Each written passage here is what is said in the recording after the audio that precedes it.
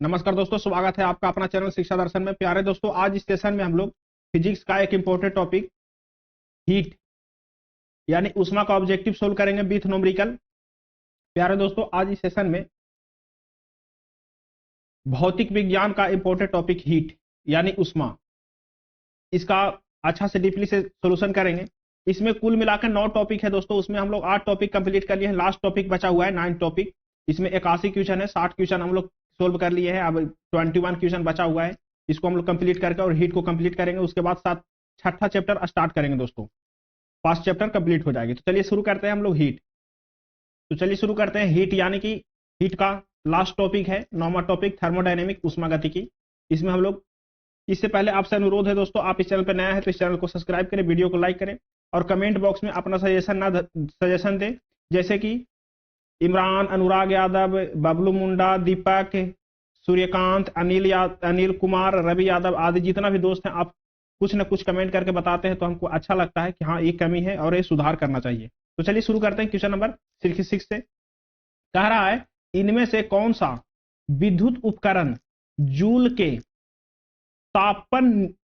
के तापन नियम पर आधारित नहीं है। कौन सा जो है विद्युत उपकरण जो जूल के तापन नियम के आधार पर आधारित नहीं है, कौन सा है? ऑप्शन ए में कह रहा है इलेक्ट्रिक केतली, बी में कह रहा है वैद्युत प्लग एवं स्विच, सी में कह रहा है इलेक्ट्रिक आयरन, डी में कह रहा है वैद्युत परिपथ में उपयुक्त फ्यूज। देखिए दोस्तों, बी वाला जो है वैद्युत प्लग एवं स्विच जो है से वैद्युत उपकरण जूल के तापन के नियम पर आधारित नहीं है। ऑप्शन बी सही है। चलिए कौन है, देखिए एक उष्मा होता है दोस्तों जो इलेक्ट्रिक करंट से उत्पन्न होता है। क्या बराबर? ए होता है एच बराबर आई स्क्वायर आर टी।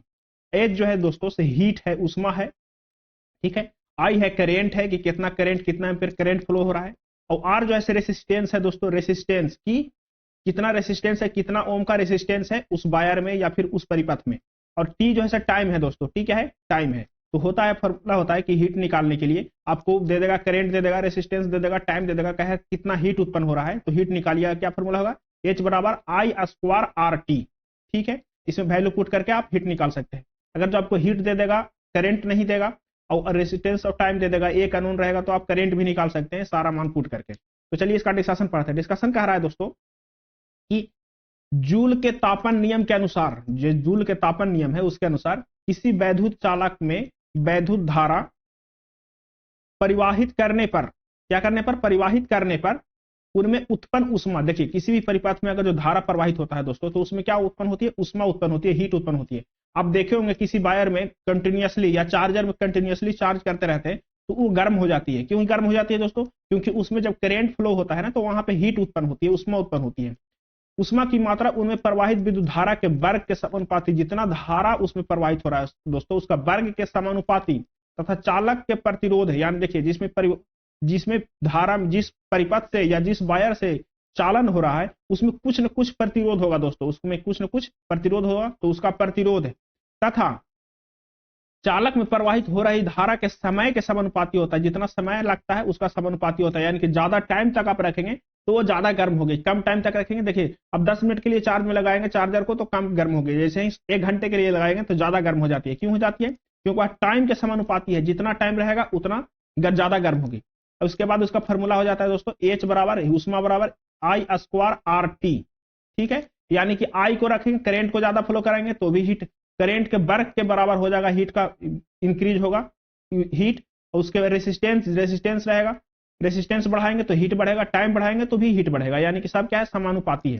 कह रहा है इलेक्ट्रिक केतली, इलेक्ट्रिक आयरन सब क्या है? गर्म होने वाला चीज है।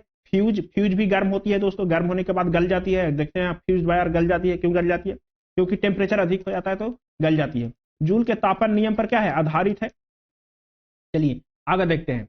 अगला क्वेश्चन कह रहा है दोस्तों, क्वेश्चन नंबर 67, गर्मी सीधे डॉट डॉट डॉट संदर्भित नहीं होता है। गर्मी जो है तो सीधे संदर्भित नहीं होता है। ऑप्शन ए में कहता है थर्मल ऊर्जा का तापमापन, बी में कह रहा है अणुओं की गति, सी में कह रहा है विद्युत चुंबकीय तरंगों के माध्यम से स्थानांतरण, डी में कह रहा है पदार्थ के थर्मोडायनेमिक गुण। ऑप्शन ए सही है दोस्तों, थर्मल ऊर्जा का मापन। ऑप्शन ए सही है इसका, जो गर्मी सीधे थर्मल ऊर्जा के मापन से संदर्भित नहीं होता है। देखिए दोस्तों इसका डिस्कशन कर रहा है गर्मी सीधे थर्मल ऊर्जा के मापन से संदर्भित नहीं होता है, बल्कि अणुओं की गति विद्युत चुंबकीय तरंगों के माध्यम से स्थानांतरित और पदार्थों के थर्मोडायनेमिक गुण पर निर्भर करता है। किस पर निर्भर करता है?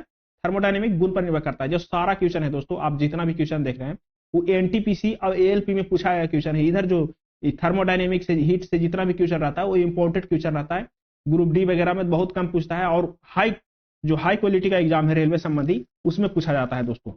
देखिए कह रहा है क्वेश्चन नंबर 68 कह रहा है स्थिर अवस्था में उष्मा प्रवाह तात्पर्य होता है। देखिए जब स्थिर अवस्था है तो उसमें उष्मा प्रवाह क्या है?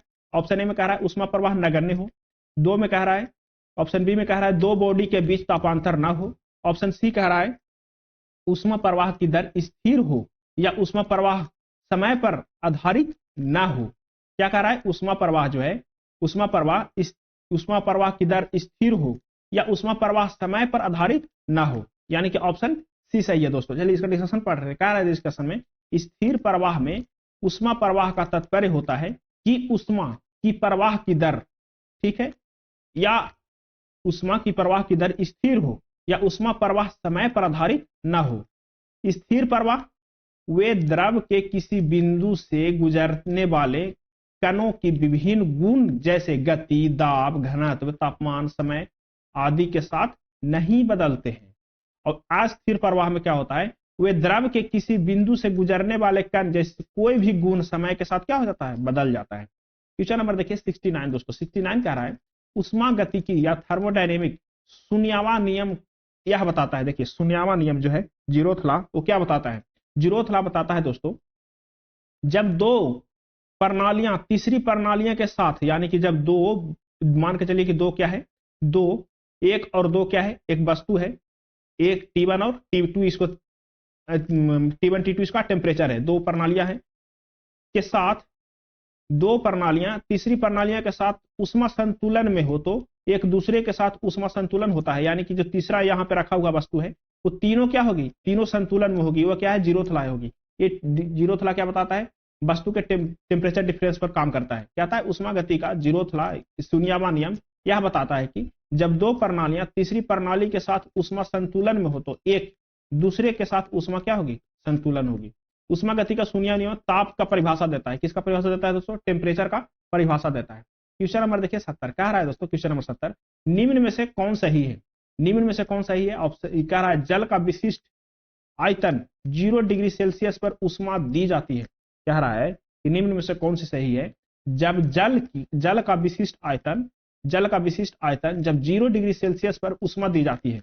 ऑप्शन ए में कह रहा है पहले बढ़ता है फिर घटता है। आयतन के बारे में बोल रहा है दोस्तों, पहले घटता है फिर बढ़ता है, फिर बोलता है समरूप से बढ़ता है और समरूप से घटता है। इसमें दोस्तों ऑप्शन बी सही है। देखिए आपको बताए थे कि 0 डिग्री सेल्सियस से 4 डिग्री सेल्सियस तक टेम्परेचर में क्या होता है? उल्टा होता है। इसमें टेम्परेचर बढ़ाएंगे तो आयतन क्या होने लगेगा? कम होने लगेगा। 4 डिग्री सेल्सियस तक, 5वां डिग्री सेल्सियस से फिर वैसे होता है, टेम्परेचर बढ़ाने पर आयतन बढ़ता है, लेकिन टेम्परेचर बढ़ाते हैं 4 डिग्री सेल्सियस पर तो आयतन कमता है और डेंसिटी जो है दोस्तों से बढ़ता है। डेंसिटी क्या होता है? बढ़ता है 4 डिग्री सेल्सियस तक, यानी कि पहले क्या होगा? पहले 0 से 4 तक के घटता है, फिर क्या होता है? बढ़ता है, यानी कि ऑप्शन बी सही है। अब देखते हैं दोस्तों अगला क्वेश्चन। अगला क्वेश्चन कह रहा है क्वेश्चन नंबर 71 कह रहा है दोस्तों, ब्रह्मांड में एंट्रोपी प्रकृति होती है। ब्रह्मांड में एंट्रोपी की प्रवृत्ति होती है। देखिए एंट्रोपी, एंथैल्पी दो प्रकार की वर्ड है। अब ब्रह्मांड में दोस्तों, ब्रह्मांड में एंट्रोपी जो है अधिकतम होता है। क्यों अधिकतम होता है दोस्तों? कि ब्रह्मांड में एंट्रोपी अधिकतम होती है। ब्रह्मांड की एंट्रोपी हमेशा क्या होती रहती है? बढ़ती रहती है। क्यों बढ़ती रहती है? क्योंकि सभी स्रोत की उष्मा वायुमंडल में जाती है, जिससे इसकी उष्मा प्रतिदिन क्या होती है? बढ़ती जाती है। ऑप्शन डी सही है। चलिए क्वेश्चन नंबर 72 देखिए दोस्तों, कह रहा है जिसका तापमान लिया जाना है उसे स्पर्श किए बिना जिस उपकरण से उसका तापमान मापा जाता है उसको क्या कहते हैं दोस्तों? एक उपकरण है जिसको बिना टच किए, जैसे थर्मामीटर है, थर्मामीटर कैसे टेम्परेचर मेजर करता है दोस्तों? तो शरीर में टच करता है, टच करने के बाद वो अपना टेम्परेचर बताता है कि हाँ आपके शरीर का टेम्परेचर क्या है। लेकिन एक ऐसा भी उपकरण है जो बिना टच किए वह टेम्परेचर का माप करता है, टेम्परेचर मापता है, तापमान मापता है। वो कौन सा है? तो वो है दोस्तों विकिरण या अवरक्त पायरोमीटर। पायरोमीटर से क्या होता है दोस्तों? अत्यधिक टेम्परेचर मापा जाता है। जैसे सूर्य का टेम्परेचर किससे मापा जाता है? तो पायरोमीटर से मापा जाता है। तो कौन सा ऑप्शन सही है? ऑप्शन ए सही है। बिना टच किए वो टेम्परेचर को मेजर करता है। देखिए विकिरण अवरक्त पायरोमीटर रिमोट सेंसिंग प्रकार का थर्मोमीटर। क्या है? रिमोट सेंसिंग प्रकार का क्या है? थर्मोमीटर है, जो सतहों का ताप मापने में काम आता है। आजकल विभिन्न प्रकार के पायरोमीटर उपलब्ध है। यह दूर से ही किसी गर्म सतह की उत्सर्जित उष्मीय विकिरण के स्पेक्ट्रम से सतह का क्या करता है? ताप को ज्ञात कर लेता है कि वह उसकी वस्तु का कितना ताप, कितना टेम्परेचर है। चलिए अब आ गया दोस्तों 73, कह रहा है उष्मा गति की प्रणाली में उष्मा संतुलन ताप प्राप्त किया जाता है जब दो पिंड डॉट डॉट डॉट जब दो पिंड क्या होते हैं? जब दो पिंड समान तापमान पर पहुंचते हैं। क्या होता है? समान तापमान पर पहुंचते हैं। फिर से पढ़िए, कह रहा है उष्मा गति प्रणाली में उष्मा संतुलन तब प्राप्त किया जाता है। कब प्राप्त किया जाता है? जब उष्मा संतुलन तब होती है दोस्तों जब समान ताप तक पहुंचते हैं। जब समान ताप हो जाएगा दोनों पिंडों का तो क्या हो जाएगी? उष्मा के संतुलन हो जाएगी। देखिए अब इसमें आप देखिए, कह रहा है दोस्तों यदि दो पिंड है, दो पिंड है, देखिए एक पिंड है, पहला पिंड है, ये दूसरा पिंड है, ठीक है। कह रहा है एक साथ संपर्क में रखे जाते हैं, यानी कि दोनों को क्या कर दिया? सटा दिया गया, ठीक है। वे तब तक उसमें संतुलन में नहीं है। कब तक संतुलन नहीं है? एक का 5 टेम्परेचर है, एक का 3 टेम्परेचर है, तो तब तक संतुलन में नहीं है जब तक दोनों का टेम्परेचर सेम ना हो जाए, यानी कि T1 = T2 ना हो जाए। अब 5 वाला क्या करेगा दोस्तों? एक टेम्परेचर कम कर देगा 1 डिग्री, और 3 वाला क्या करेगा? 1 डिग्री ऑब्जर्व कर लेगा। तो क्या हो जाएगा? दोनों का हो जाएगा 4 डिग्री दोनों का टेम्परेचर हो जाएगा। तब क्या हो जाएगा? वो उष्मा के संतुलन हो जाएगा। क्या हो जाएगा? उष्मा के संतुलन हो जाएगा। यानी ज्यादा वाला रहेगा से क्या कर देगा? कम को दे देगा, और कम वाला रहेगा से ऑब्जर्व कर लेगा। देखिए पिंड का साइज उष्मीय संतुलन पर निर्भर नहीं करता है। साइज को कोई मतलब नहीं है दोस्तों, केवल उसके तापमान पर निर्भर करता है। उसका तापमान जो है कि कितना डिफरेंस है उस पर निर्भर करता है। उष्मा गति का शून्यवा नियम यही बताता है कि उष्मा गति का शून्यवा नियम ताप को परिभाषा करता है। ताप को क्या करता है? परिभाषित करता है कि टेम्परेचर होता क्या है, ठीक है। क्वेश्चन नंबर 74 देखिए दोस्तों, कह रहा है 74, एक उष्मा गति की प्रणाली में क्या कर रहा है? एक उष्मा गति की प्रणाली में वह प्रक्रिया जिसमें आयतन अस्थाई रहता है डॉट डॉट डॉट प्रक्रिया कहलाती है। आयतन क्या रहता है दोस्तों? अस्थाई रहता है। और डॉट डॉट प्रक्रिया क्या कहलाती है? क्या कहलाती है? समदाब, सममितीय, रुद्रोष्म, समदेशिक। देखिए दोस्तों इसमें ऑप्शन बी सही है, सममितीय, जिसमें क्या रहता है? आयतन क्या रहता है? अस्थाई रहता है आयतन। वह प्रक्रिया क्या कहते हैं? सममितीय कहते हैं। देखिए उष्मा गति का वह प्रणाली जिसमें आयतन स्थिर रहता है, उस प्रणाली को सम आयनिक या समकोरिक कहते हैं। सम आयतनिक या समकोरिक कहते हैं। आइसोबारिक आप पढ़े होंगे, आइसोकोरिक पढ़े होंगे, आइसोथर्मल पढ़े होंगे। तो इसको क्या कहते हैं? जिसका आयतन सेम रहता है उसको कहते हैं आइसोकोरिक। क्या कहते हैं? आइसोकोरिक कहते हैं या सममितीय कहते हैं, ठीक है। इसका प्रणाली कहते हैं।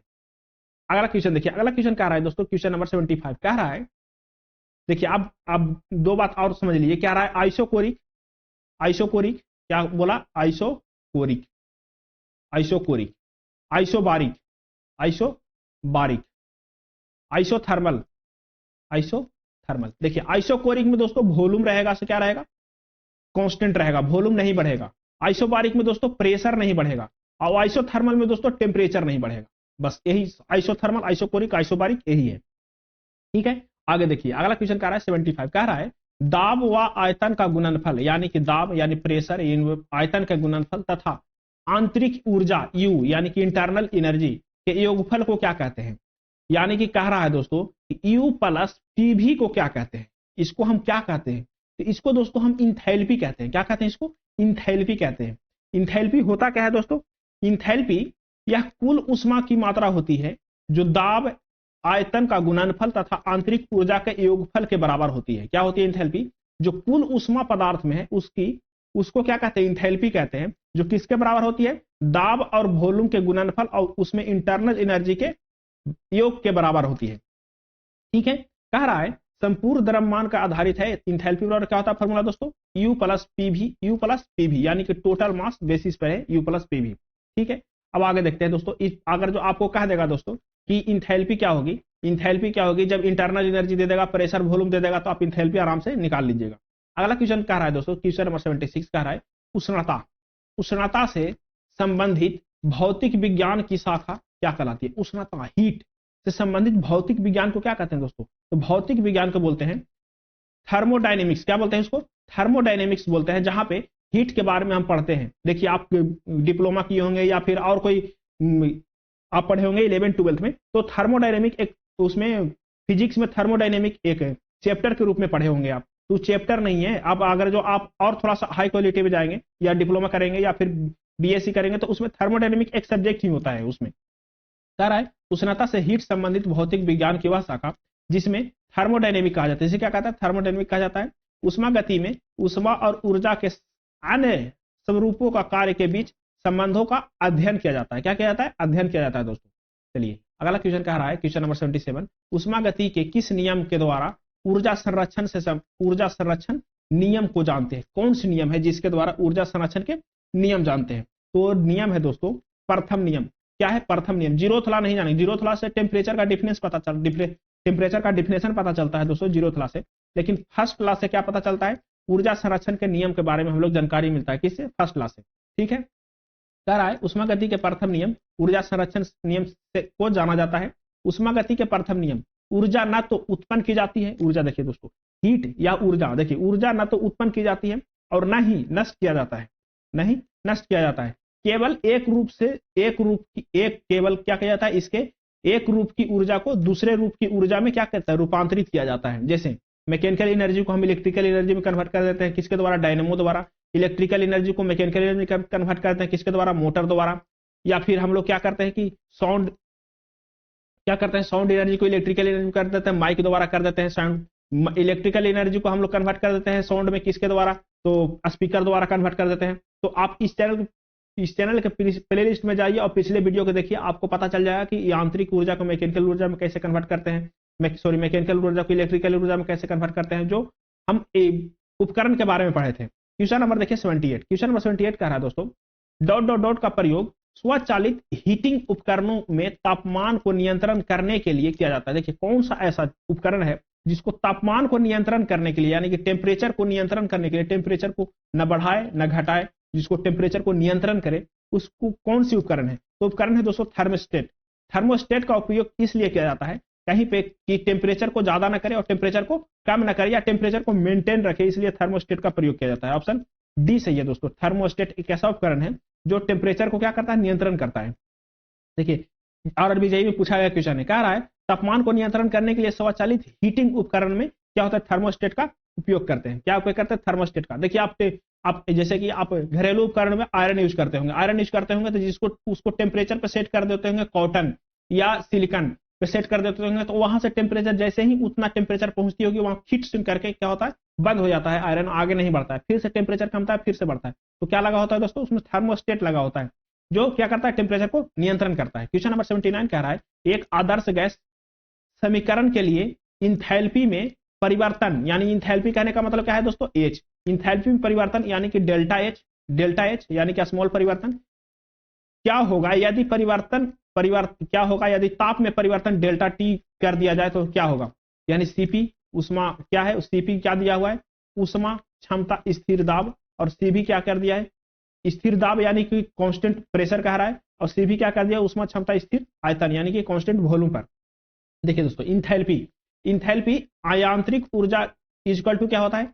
यांत्रिक ऊर्जा का इंथैल्पी क्या होता है? यांत्रिक ऊर्जा इनटू किया गया कार्य, यानी कि you plus internal energy you plus PV.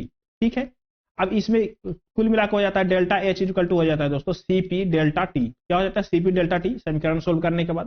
तो आप इसको देख लीजिए। क्वेश्चन नंबर 80 देखिए दोस्तों, क्वेश्चन नंबर 80 कह रहा है उष्मा संतुलन हीट बर्ज क्या है? उष्मा संतुलन क्या है? देखिए उष्मा संतुलन दोस्तों पृथ्वी द्वारा अवशोषित या आपतित उष्मा और विकिरण के रूप के बाहर में जाने वाला उष्मा के बीच का क्या होता? संतुलन होता है। देखिए इसका डिस्कशन कह रहा है दोस्तों कि पृथ्वी द्वारा अवशोषित आपतित उष्मा और विकिरण के रूप में बाहर जाने वाली उष्मा के बीच संतुलन को उष्मा संतुलन कहते हैं। क्या कहते हैं? उष्मा संतुलन कहते हैं। कोई भौतिक तंत्र स्वयं अपने भीतर उष्मीय संतुलन में तब कहा जाता है जब उसके सभी भागों में ताप समान हो और समय के साथ परिवर्तन ना हो, तब उसको क्या कहते हैं?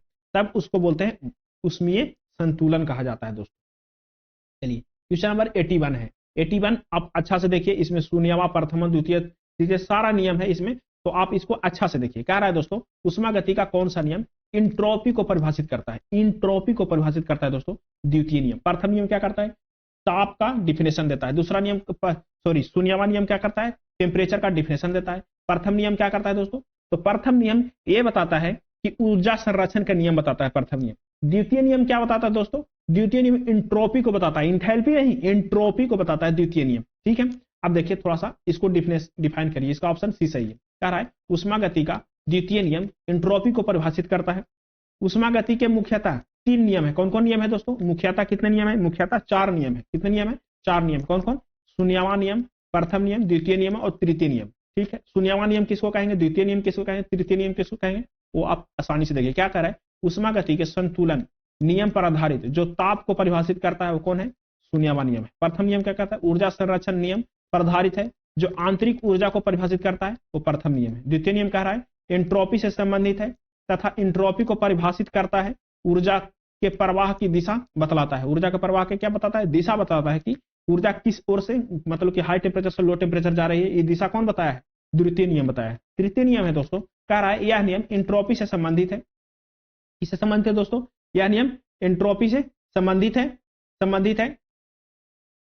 यह परम शून्य तापमान पर एंट्रोपी को परिभाषित करता है। देखिए ये भी एंट्रोपी पर है और दूसरा भी एंट्रोपी पर है, लेकिन यह टेम्परेचर फ्लो के बारे में, ऊर्जा फ्लो के बारे में बता रहा है। और इस क्या कर रहा है? परम शून्य ताप पर एंट्रोपी को परिभाषित कर रहा है दोस्तों। क्या कर रहा है? परम शून्य ताप पर एंट्रोपी को परिभाषित कर रहा है, यानी कि तृतीय नियम।